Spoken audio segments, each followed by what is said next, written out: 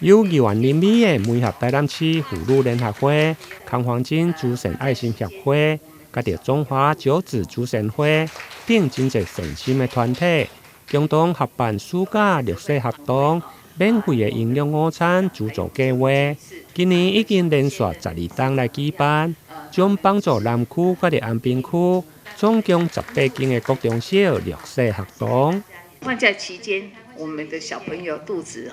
就是一樣飽飽的，一樣快樂平安長大。我說這起所有父母的心吶，這有會了，包括我們在座所有的校長我們共同的心願吶所以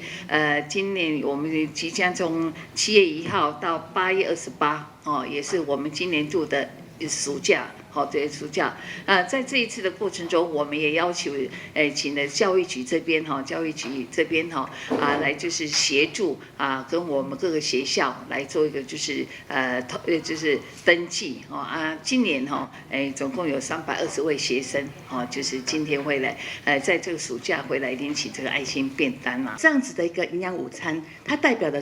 不只是社會人士的愛心，它也是一個營養的補充，更是一個什麼希望跟愛的傳承，這個善的循環我覺得是對我們這個社會是一個正能量，所以我們一直很樂意的舉辦這樣的活動。那也非常感謝這麼多年來12年不簡單那大家一起來關心我們的孩童，那也希望我們這樣子的活動以後能夠長長永遠，那一直傳承下去。現場出席的包括受輔助的學校代表、市府教育局副局長楊志雄，嘛代表市府來遞贈感謝狀。感謝善心團體的付出，期許各校啦就是我們拿到這個美味又健康的這一個餐點